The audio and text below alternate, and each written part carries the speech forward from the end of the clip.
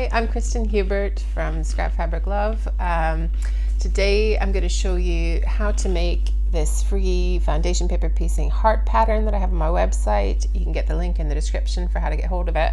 I talked about this in my live a few weeks ago, maybe a month ago now, when I changed the name of the channel to Scrap Fabric Love. So this was designed to look a little bit like the logo.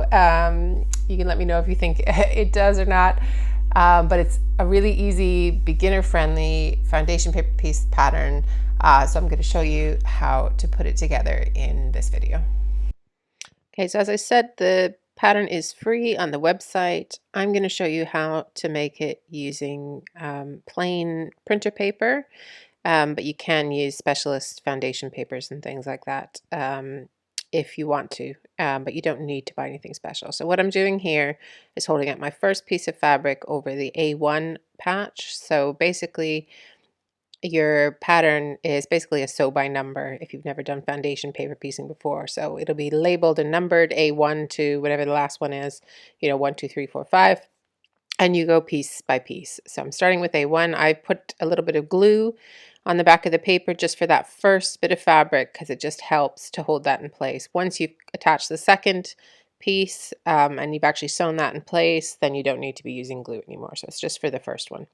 So what I'm doing is flipping over a bit of fabric, checking that it's gonna surround the entire patch for A2, and then lining it up so that it's got a 1/4 inch seam beyond the line that I'm sewing.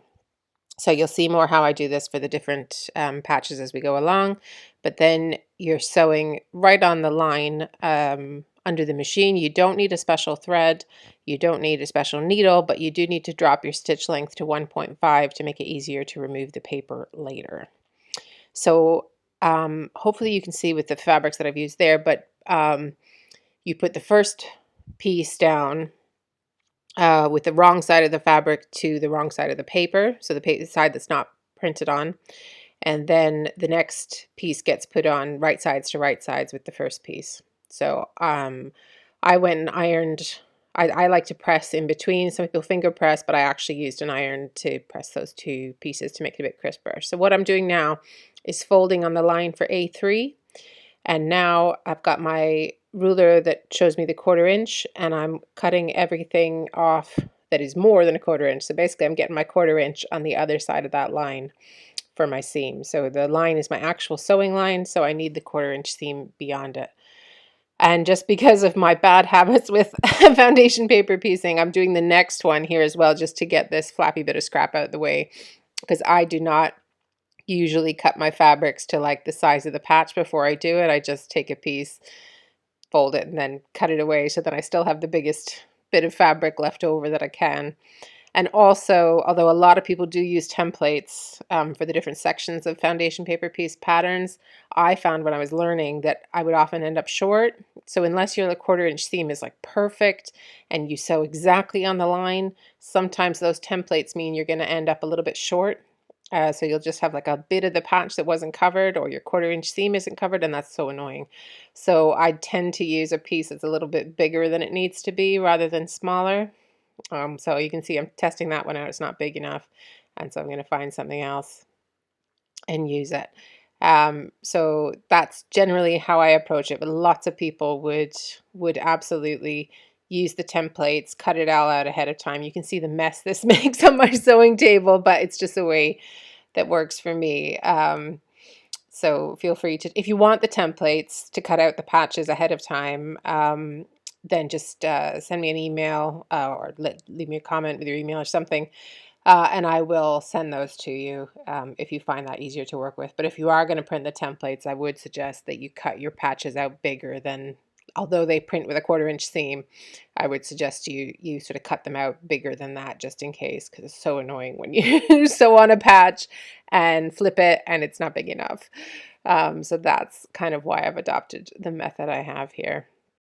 Okay, so I'm going to speed this up in a little bit, but if you would like to see it a little bit slower, if you're trying to follow along with your own pattern, there is a place in YouTube where you can change the play speed of a video. So if you click the cog just on the same level as the video title, It looks like a little cog wheel.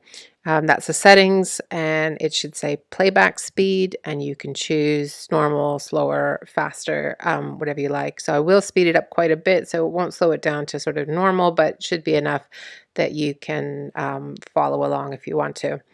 But all I'm doing is continuing the same process here. I was just cutting off everything there that's beyond that 1/4 inch seam that I need, and now I'm finding another piece of fabric to lay up against it, and then I flip, and then I'm going to sort of pick it up and look. If you have a light in the background, that can help if you're using a thick paper like this. Check that it's covering all of the lines for the next patch and like overshooting them so that I can cut that 1/4 inch seam. And then just taking it and sewing it on that next line. So I will speed it up in a minute, but the last thing I wanted to say before I do that is that you will also see me in the patch, a couple patches from now, with the same sort of aqua fabric. I couldn't find a bit of the scrap that was wide enough to stretch across the whole of the piece, so I pieced it together. So there's an extra little seam in there that's not in the pattern, but I just wanted to get that color all the way across. So if you've got that issue when working with scraps, you can't quite make the piece fit the patch that you're trying to cover, you can go ahead and just piece it. There's nothing wrong with that. So that's what I'm doing right here. So feel free to have a good play with it, and I'll let you watch the sped up version, and then I'll show you what I did with it at the end.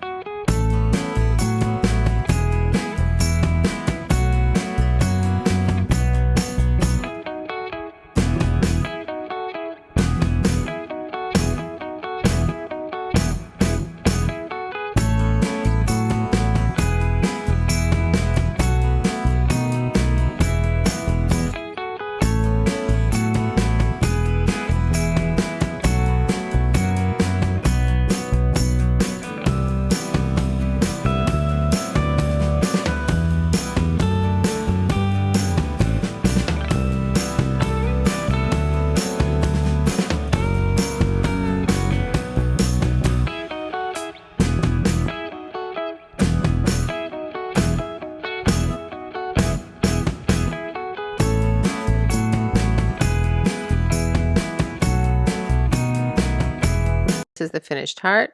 Now it looks like it has little things hanging off the edge, but if you imagine sewing your 1/4 inch seam where my fingers are there, those disappear. So that's why those are there. Next, if you're ready to use it, so I made a little wall hanging with it, or you can make a coaster or whatever, then you can just go ahead and remove the papers. But if you're going to sew more than one together, or you want to wait, you can just leave the papers on. So this is the little wall hanging I made, and it's meant to look a bit like the logo, so let me know if you think it does. So you can get the free pattern by heading to my website, signing up for the newsletter, and it'll get immediately emailed to you. So thanks so much for spending time with me, and if you want more like this, do subscribe. Hope to see you again soon.